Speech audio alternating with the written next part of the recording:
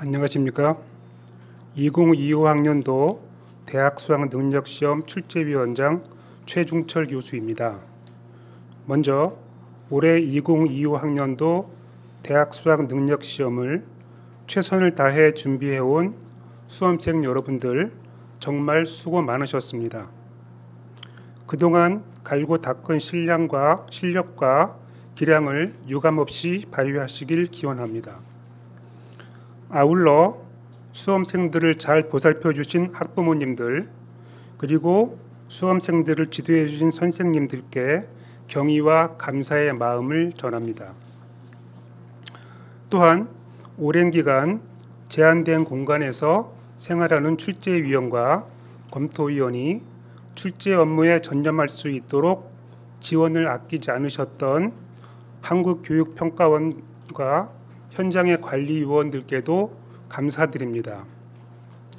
2025학년도 대학 수학능력시험은 전 영역에서 2015 개정교육고등학교 교육과정에 의거하여 시행됩니다.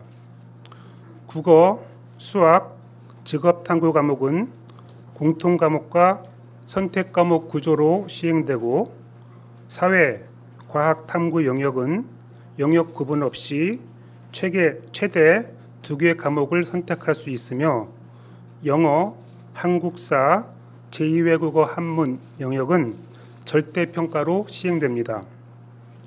또한 EBS 연계율은 문항수 기준으로 50% 수준이며 연계 체감도를 높여 출제하고자 하였습니다.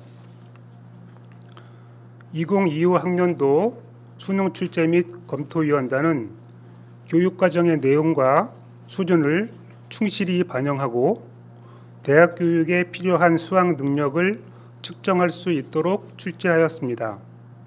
특히 고등학교 교육의 정상화에 도움이 되도록 교육과정의 핵심적이고 기본적인 내용을 중심으로 출제하였습니다. 교육과정의 핵심적인 내용일 경우 기존의 시험에서 다루어졌더라도 필요하다면 질문의 형태와 문제 해결 방식을 바꾸어 출제하였습니다. 또한 교육부의 사교육 경감 대책에 따라 소위 킬러 문항을 배제하였으며 공교육 과정에서 다루는 내용만으로도 변별력을 확보할 수 있도록 출제하였습니다.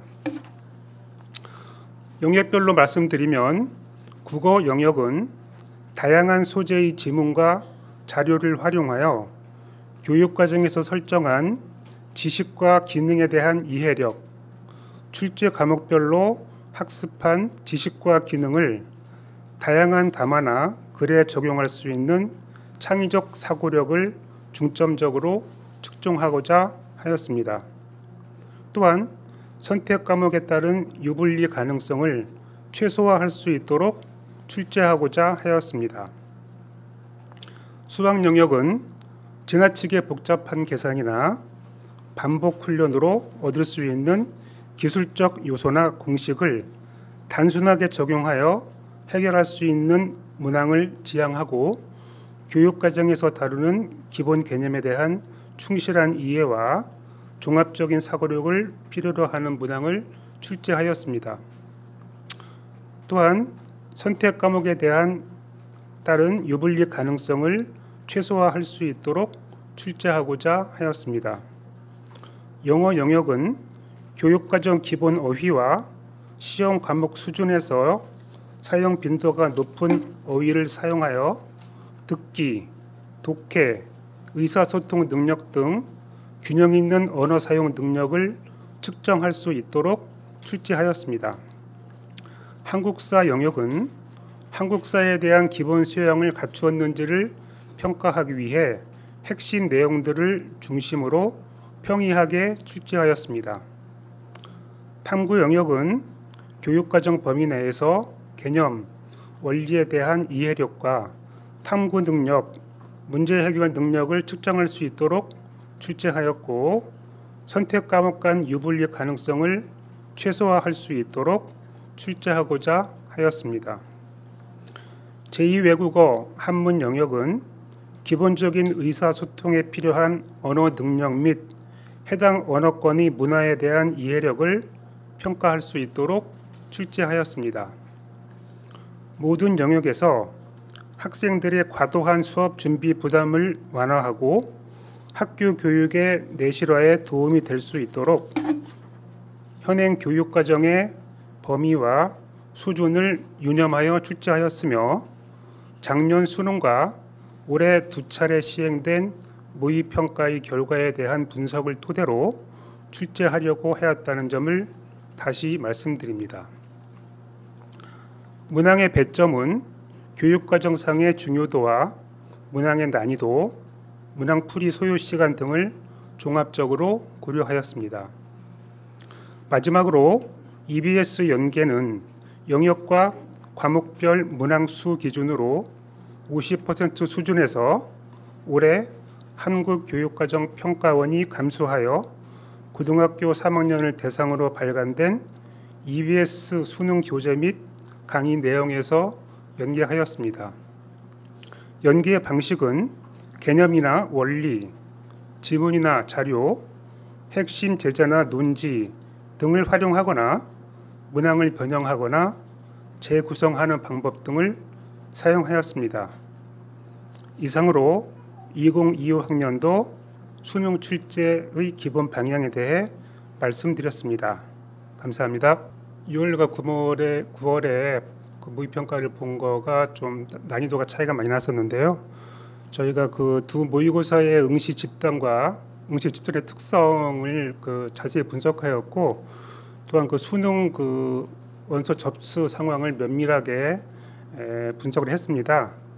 이에 따라서 저희가 이제 교육과정을 충실히 그 이수한 학생이라면은 그 문제를 해결할 수 있다라는 예년에 그 출제 기조를 따랐고요. 학교 교육을 충실히 이수한다면은 사교육의 도움을 받지 않더라도 문제를 풀 수 있는 이제 그런 수준의 문항들을 출제했습니다. 또한 선택 과목 간의 유불리 가능성을 최소화하기 위해서 노력했고요. EBS 반영률 문제수 기준 50% 수준으로 하였으며 그 연계 체감도를 높이기 위해서 노력했습니다. 첫 번째 질문 N수생에 관한 것은 저희가 그 작년 수능부터 올해 6월, 9월 모의평가, 그다음에 이번에 응시 원서 접수 이것들을 그 자료들을 아주 면밀하게 분석을 해서 어떤 난이도 같은 것들을 조절하려고 노력을 했고요. 두 번째 말씀하신 그 변별도 문항은 우리가 이제 킬러 문항을 이제 완전히 배제했는데 그 킬러 문항은 이제 그 고난도 문항만을 뜻하는 것은 아닙니다. 그 우리가 이제 공교육에서 다루는 내용만으로도 충분히 변별력을 확보할 수 있다는 것을 우리가 지난 그 수능과 작년 수능과 올해 6월, 9월 모의평가에서 확인한 바 있기 때문에 저희가 이제 이번 수능에서도 적정 난이도의 문항들을 골고루 출제를 해서 변별력을 확보하도록 노력을 했습니다. 6월, 9월에 이제 6월, 9월 또 작년 분수 또 올해 그 수능 원서 접수 이 네 가지 데이터들을 각 과목별로 어떤 그 뭐 N수생의 비율이라든가 주로 N수생의 비율이겠죠. 이런 것들을 쭉 추정을 해서 그리고 또 N수생과 그 저희 졸업과 재학생들 간의 어떤 평균이라든가 이런 데이터들을 면밀히 분석해서 출제에 활용을 했고요. 그리고 선택 과목 유불리가 문제가 있는데 이제 크게 두 가지로 나눌 수가 있습니다.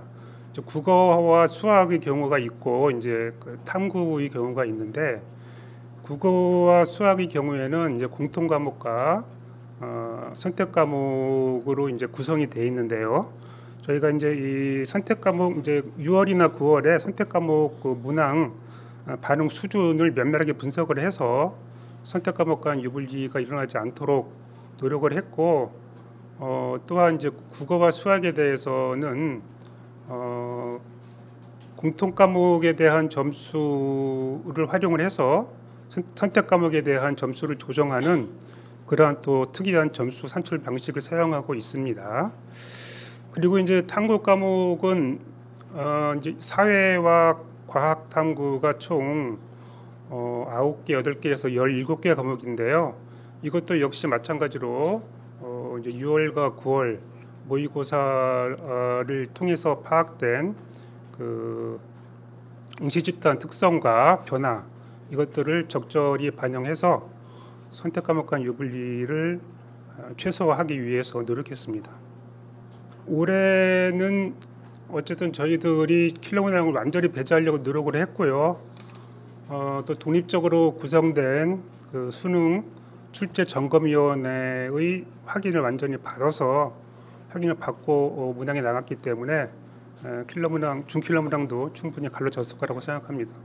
그 연계 체감도를 높이기 위해서 그 전에는 예를 들어 탐구문항 같은 데서 이제 그림 같은 것들 약간씩 변형을 하고 그랬는데요.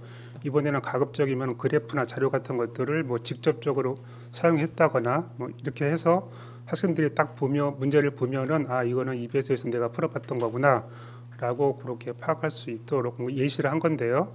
그런 식으로 해서 체감도를 높이려고 노력을 했습니다. 저희가 이제 6월과 9월에 모의평가 결과를 굉장히 면밀하게 분석을 했습니다. 그래서 응시 집단의 그 특성, 예를 들어서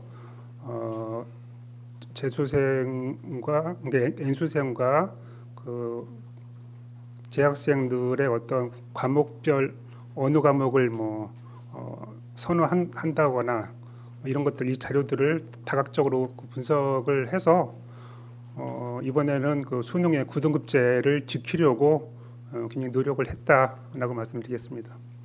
제가 이 자리에서 그 난이도에 대해서 더 이상 그 자세한 말씀을 드리기는 곤란하고요. 잠시 후에 지금 시험을 보고 있기 때문에 시험이 끝나면 또 EBS 분석팀에서 언론 브리핑에서 난이도를 평가를 할 것 같으니까 조금만 기다려 주시기 바랍니다. 네.